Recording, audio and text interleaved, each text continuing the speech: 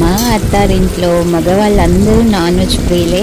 ఇంకా సండే అంటే చెప్పాలా, రోడ్లో నడిచేది, ఎగిరేది, ఇంకా నీళ్ళల్లో ఈదేది అని చెప్పి అన్నిటిని ట్రై చేస్తున్నారు. ఇంకా ఈ సండే గెస్ట్ కూడా వస్తున్నారు కాబట్టి కొంచెం వెరైటీస్ ఇంకా ఎక్కువయ్యాయి. సో చేపలు అంటూ, మటన్ అంటూ, చికెన్ అంటూ, ప్రాన్ అంటూ అన్నిటినీ రెడీ చేశారు. ఇంకా వీళ్ళకి ముక్క లేకపోతే ముద్ద దిగదు, పైగా సండే. ఇంకా వీళ్ళు అడిగిన వెరైటీస్ అన్నీ చేసి చేసి మా అత్తగారేమో అలా బక్కగా అయిపోతున్నారు రాను రాను. మొత్తానికి డిషెస్ అయితే అన్నీ కూడా టేస్ట్ అదిరిపోయాయి, కానీ కొంచెం ఆయిల్ అయితే ఎక్కువ పడింది ఫ్రైస్ కాబట్టి.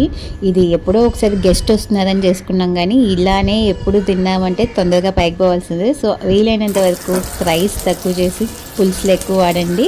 ఎప్పుడైనా ఒకసారి ఇటువంటి ట్రై చేయండి, కానీ ఎప్పుడు తిన్నారంటే అయిపోయినట్టే. ఇంకా రాను రాను వెజ్ తినేవారు కూడా నేను గుడ్డు తింటా, ఫిష్ తింటా, చికెన్ మాత్రమే తింటా అన్నవారు ఎక్కువ ఉన్నారు. ఇంకా నాన్ వెజ్ ప్రియులే ఎక్కడా ఉన్నారు, ఫుడ్డీస్ అంటూ చాలామంది ఉన్నారు. సో అందరూ కూడా ప్రోటీన్ అని చికెన్ ఎక్కువ ఇష్టపడ్డాం, లేదా మటన్ టేస్ట్ ఎక్కువ, ఇంకా అదే బలం అని చెప్పి ఇష్టపడ్డం చూస్తున్నాం. ఇంకా ఫిష్లో న్యూట్రిషనల్ వాల్యూ అని చెప్పి దాన్ని ఎక్కువ తినేవాళ్ళు ఉన్నారు.